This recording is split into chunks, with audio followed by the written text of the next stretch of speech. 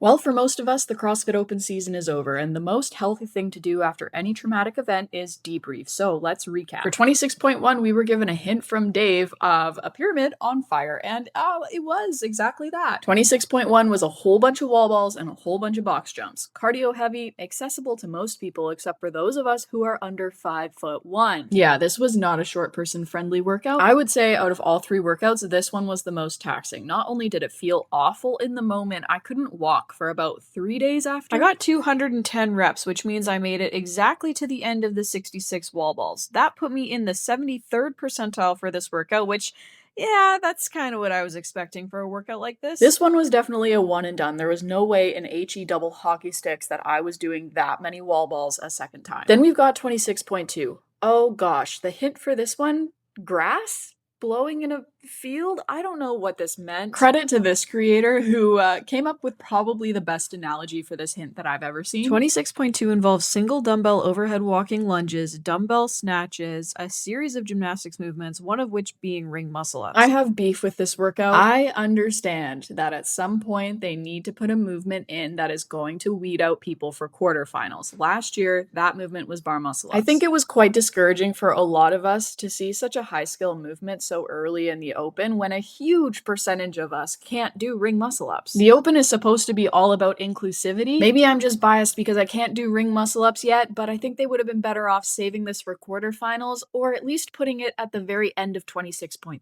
I have been chasing a ring muscle up. They did not happen for me in both of my attempts of 26.2. Yeah, I did it twice. I ended up shaving 40 seconds off my tie break time the second time, so it was worth repeating. I completed it with 112 reps, which put me in the 82nd percentile, which is surprising. I did not feel like I did that well. And then we have 26.3. Two more hints from Dave that make absolutely no sense to me. Up until this point in the open, we had not yet seen burpees or thrusters, so we knew that they were going to be in 26.3, and indeed they were. Burpee over the barbell, power cleans, thrusters. A lot of people really hated this workout. A lot of people were upset that they didn't get their heavy barbell in the open, but I guarantee you by that third weight, which I never made it to, that barbell does feel pretty stinking heavy. This one was the sneakiest workout. I did this one twice as well because this one, it's really a game of pacing. And I thought maybe if I did it again, I could pace it better. And I did. I got 8 more reps the second time. My best score in this workout was 179 reps. That put me in the 74th percentile, which means cumulatively I am in the 78th percentile. My goal this year was to be above 75th percentile. And thanks to much help from my coach, we did it. 2% better than the last 2 years. So I'm pretty happy about that.